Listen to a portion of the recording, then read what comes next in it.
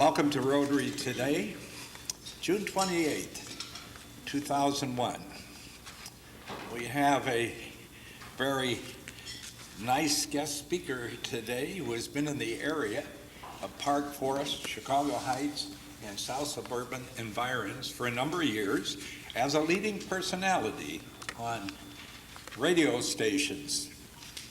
And his name is Keith Middleton. He's General Manager of WCGO, Chicago Heights, and he's going to give us an interesting talk about contemporary radio as far as his experiences. Keith? Thank you. Thanks. Well, I don't know how interesting this is going to be because, I'm totally unprepared. A radio guy unprepared? I doubt it. A lot of people, ask, how'd you get into radio? And I'll give you a brief rundown on that. But first of all, here's what I want you to do when you go home tonight. Either ask your children or your grandchildren if they know who Brian Hitmix Middleton is on B96. And they'll probably say, oh my God, I listened to him. Just tell them you met his dad. Because see, Brian's been with WBBM B96 for about 14 or 15 years. In fact, he is on air right now, so midday jock. I started in this business because I really was enthused from a small child as to how you could project your voice and it would come out in the radio at home. I was just amazed. I did Morse-B sax. Anybody remember Morse-B sax? As a kid. 16 years old, I won first prize playing the steel guitar rag. Remember the steel guitar? And I thought, boy, have I got it made now. Not true, not true. Went on from there. I had a radio show by the age of 18 at a radio station in Gary. That station was WWCA, where I sang and played the guitar. And finally, my father said, why don't you be an announcer? I don't know how to be an announcer. Well, announcing is somewhat diction, being able to phrase, use the highs, use the lows, the pauses. A lot of kids aren't aware of that when they go into radio. They think as long as you can read a script, you've got it made. Not true. Not really true. You have to learn how to do all these things because when you're in radio, you don't have the advantage of people being able to see you and get the message from the idea that you're showing expressions with your hands, with your eyes. They get it all from what you say, like I'm doing right now, with the highs, the pauses. And when you try to teach them that, it's very difficult in a lot of cases. But this is what radio is all about, being able to draw a picture with your voice. That's what the commercials are about. And some of the jocks don't know that either. But from there, I went to WJOB in Hammond, spent some time in the Marine Corps, did the Marine Radio Show in Jacksonville, Florida, WPDQ. Later moved on to El Toro Air Base, Marine Air Base in Santa Ana, California. And then did the show called Town Hall Party, KTTV in Los Angeles. Returned to the Midwest where I was a manager for the Kroger Company. How many remember Kroger? I didn't watch you when you came in the store, did I? Huh? From there, became a sugar broker. Now, all of this time that I was doing these things, I was still involved in various parts of radio and television, doing voiceover and doing some on-screen things. And I just couldn't pull myself away, but I had 3 sons, and it was difficult to make a living in radio at that time to provide for 3 sons. By the way, a longtime resident of Park Forest, 160 Birch, as I remember it, 131 Algonquin, and then 171 Westwood. One of my sons still lives right here on Orchard Avenue, or Orchard. Was it Orchard Avenue or Orchard Street? And I'm sure probably some of you know Kent Middleton or Kirk Middleton or Brian Middleton, because all of them at one time or another worked at Strickler's and then Ace Hardware when Ace was still here. After doing the various jobs in radio, I finally decided, we did reside in Park Forest, as I mentioned. The early 80s, I got a chance to go to work for WCGO in South Chicago Heights. Now, WCGO has been around since 1959. Some of you might know Anthony Santucci, who came from the Old Hill. He built that station in 1959. He started it in his son's bedroom, believe it or not. Eventually moved to Olympia Plaza and had various talent on the air, who some of you might remember one of them, Lynn Burton. Remember Lynn Burton for certain? That's where Lynn Burton started, was on WCGO radio. Incidentally, does anybody know, is Lynn Burton still around? I don't. Did he? I asked somebody the other day, but I was out at our transmitter the other day, and I found some old papers on the floor, and I picked them up, and here was an old transmitter sign-in log, Lynn Burton, from 1960, I think it was. So, again, Lynn Burton got his start with WCGO, and our sister station at that point was WTAS. That was our FM station. Mr. Santucci sold the station in '94, at which time I couldn't make a deal with the people who bought the station, so I went to WJOB and did an evening show called Calumet After Dark, which nobody listened to it, right? In 1997, I was contacted by Q Broadcasting because they were going to buy WCGO, and they needed somebody to do the commercials, write the commercials, and be part of management. And I hemmed and hawed around a little bit. I wasn't sure I wanted to do that, but finally reached an agreement. So I have been there ever since. Now, has anybody in the room listened to WCGO? Unforgettable AM 1600? Oh, boy, does that make me feel good. Questions? Anything you don't like about it? Or tell me what you like about it or don't like. Well, I like music.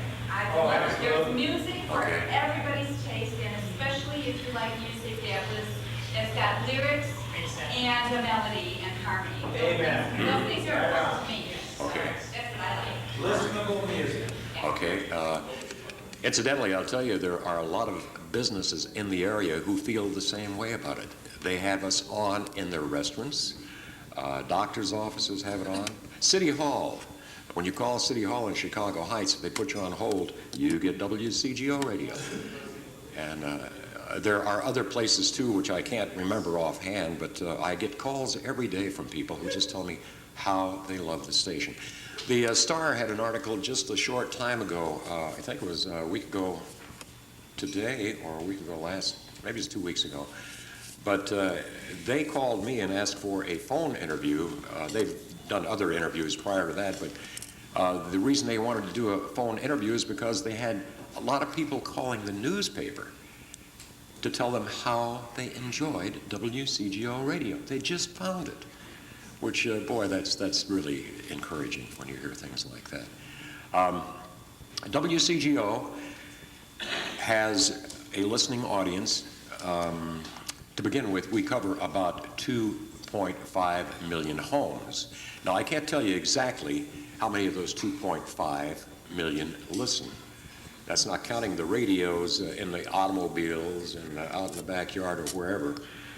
But we do know, according to a rule of thumb that's used in radio, according to your 800 number call-ins, that at any given time we have from 170 to 170,000 to, about 200,000 listening at any given time. Now, this sprung up from a 1,000-watt station that Tony Santucci built in 1959. The station is now Arbitron ranked. There are a total of 208 radio stations that report to Arbitron throughout the Chicagoland and metropolitan area. Out of that, and I can't tell you this because we don't subscribe to Arbitron, but We rank number 35 out of that 208, which I think is pretty darn good. Our rates are very reasonable so that the local people can afford to advertise. Now they get the coverage from, let me explain to you, our coverage map, we go clear up to Benton Harbor in the northeast. We have a directional signal, northeasterly, southwesterly.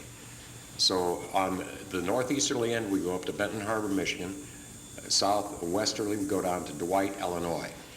Now through that midsection right there, of course, we're widest right in Chicago Heights, but we must pull in for a station over in Harvey. I think it's WBEE or something like that. But other than that, that's our broadcast area. We do get into the bottom third of Chicago also. I enjoy what I'm doing, and I hope you folks enjoy listening. Is there anybody have any questions on anything? Yes? How about the future of radio today? You see, every time I pick up the paper, it seems like there's 10 and 12 stations being gobbled up by a conglomerate, and I'm sure it has to change, how you run your business. No, and the reason for that is because these are money people investing in radio because they know it's a good thing. We had a situation whereas I think all of you are aware of the station WNIB that sold in Chicago, and I believe that was classical for years. That station sold for $165 million. In a discussion with Mr. Tony Santucci, Tony told me he was involved with the people, with the original builders of the station. He said it cost him $5,000 to start that station. It sold for $165 million. Now, I believe it wasn't Westwood One who bought it. Can't think of it offhand. But why would they pay $165 million for a station that only bills about $5 million a year? It's because they're looking at the future. They want to grab all these stations, have a big nest of stations, and sell them for twice that much, and that's what will happen. It's turned into an investment situation as opposed to radio and giving you what you want. And that's what we're trying to do at WCGO. Our station is not going to sell for $165 million.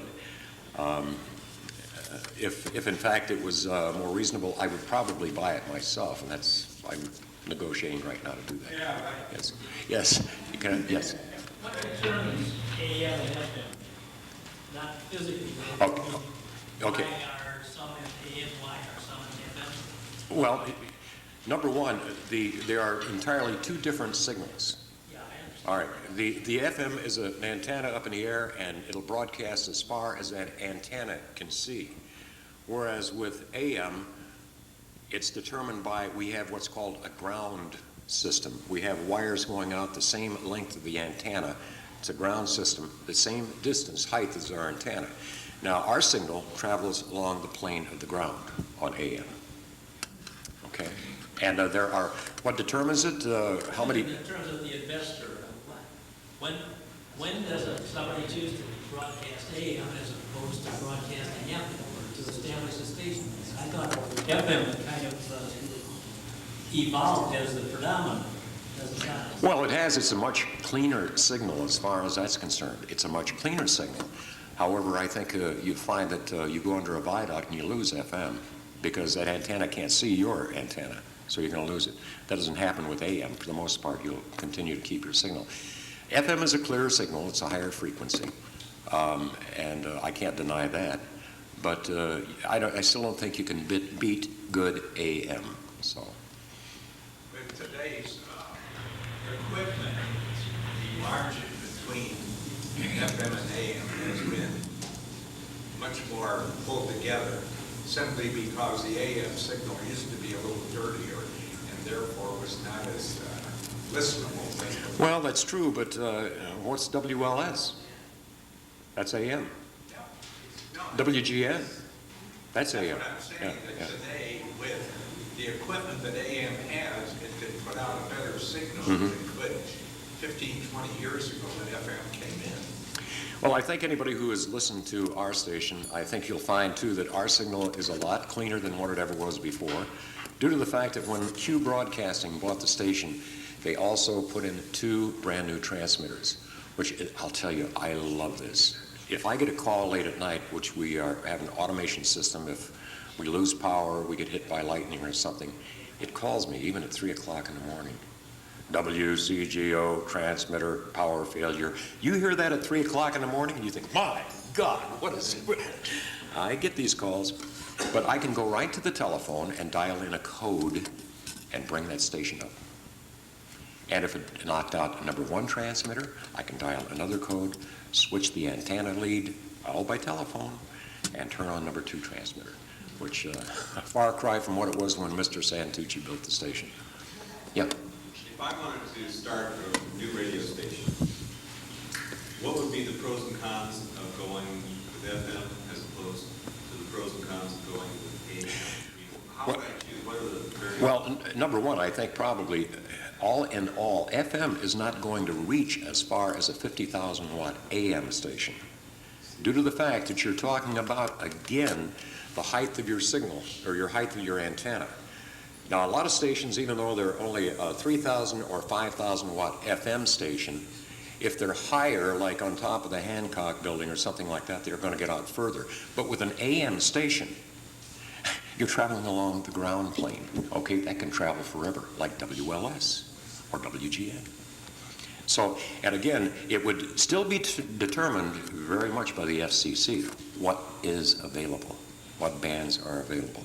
Like I mentioned earlier, we do have to pull in certain areas because there are other stations trying to, they are licensed to come into that part, so we have to pull back there and allow that to happen. I would think our station should have grandfather rights. I mean, he started this station in 1959, but and we have applied for, to broaden our signal, which hopefully we're going to be able to do. Yes? Am I understanding this right? If I'm driving down 57, and if you've ever driven down 57, there's places you cannot get a decent radio station. If I switched it from FM to an AM station, I might be able to pick up WCGO as far south as Yes. Champaign? No. Not that far. Down around Dwight. Down around Dwight. That's according to our coverage map. And you know, with AM again, we are our coverage is determined by a lot of things like the atmosphere and the ground plane. How wet is it today, and which way is the wind blowing? You know, but things like that. Yes. There's some pushing to start 2 nationwide radio networks over satellites. How does that affect business-wise small antenna stations? I don't think that would affect us in the least due to the fact that, for the most part, we do local advertising. I don't think anything nationwide like that, number 1, I don't think they could afford to charge the rates that we charge. I think they're going to be, because you go to some place like WGN, and I think if anybody has ever advertised, if you've got a business and you try to advertise on WGN or B96, you're going to find that you're talking about a 30-second spot costing you around all the way from $400 to $650 per 30 second.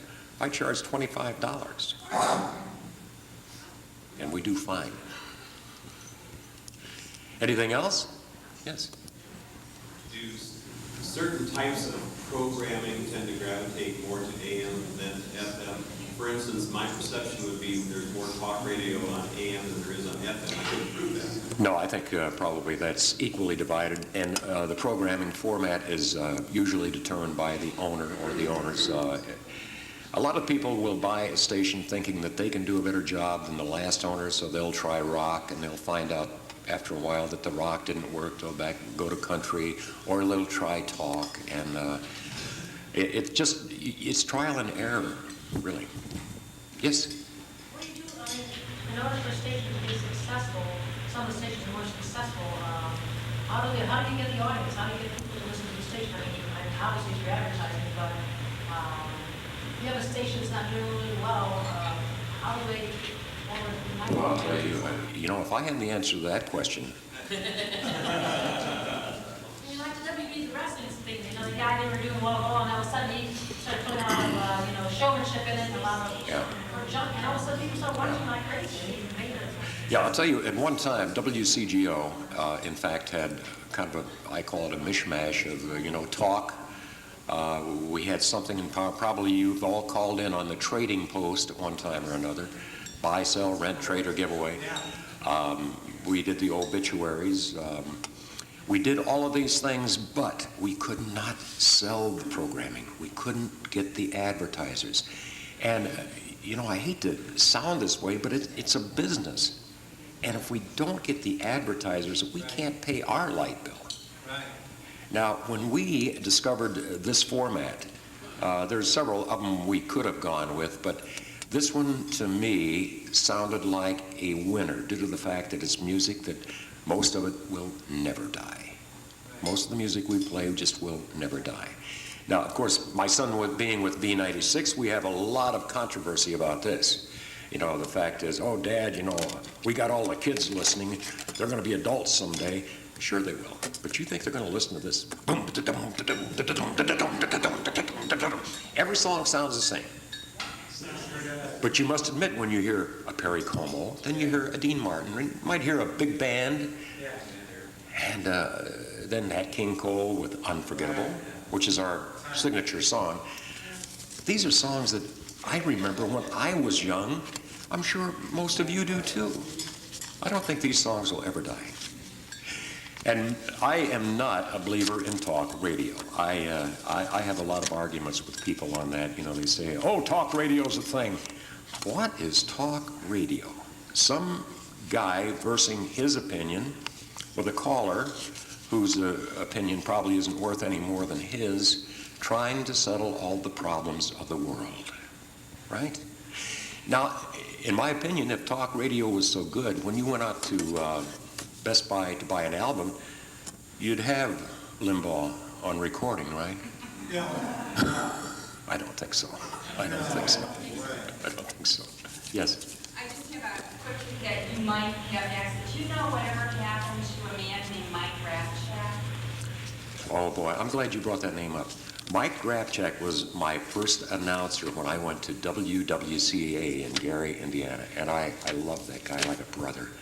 He was like a father to me, I mean, in the radio business. He taught me a lot of things. As far as I know, and I do have a friend who used to have the station over in Crown Point, he still sees Mike occasionally. Mike is in good health, but I don't believe he does the show on WGN anymore on Saturday night, does he? No, I think he kind of got, it was an abrupt ending. I don't know, well, I don't have it. Yeah, another name you might remember is Clark Weber. I talk to Clark Weber probably 2 or 3 times a week. Clark does a Saturday morning show on WAIT out of Crystal Lake. Other than that, he has an advertising business. He calls me to set up advertising for some of his clients. So I don't want to detain you folks any longer. Is there anything else I can help you with? If I can answer the question, I'll be glad to. Yes? A number of years ago, one of our fundraisers was the auction. I remember 20 cents we had us in there and talked with us, you know, for 5 or 10 minutes. Wanted to know what we were going to have in the auction.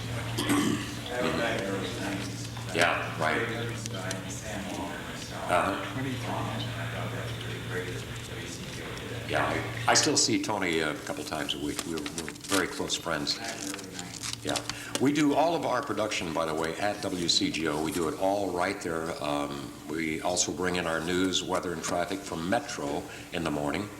I have a production manager that comes in at 6 o'clock in the morning, brings the reports in, puts them in the appropriate places, and they air at the appropriate time.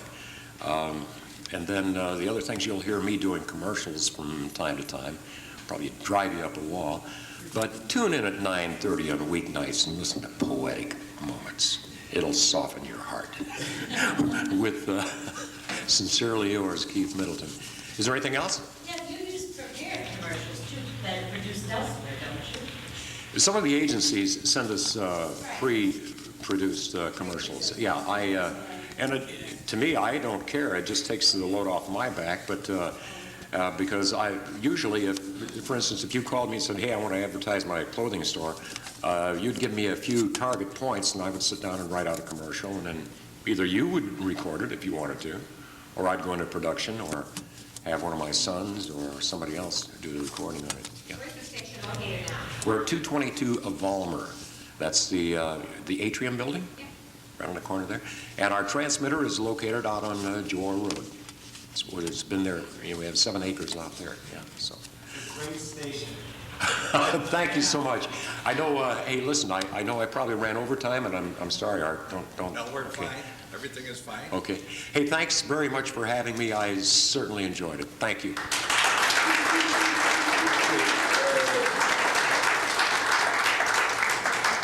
We thank you for coming. We'd like you to have a copy of our last thank you. current Rotarian and a small gift of our appreciation. Well, thank you, sir. And we're going to repeat this for the people out there. It's called the 4-way test of the things we say or do. First, second, is it fair to all concerned? Third, will the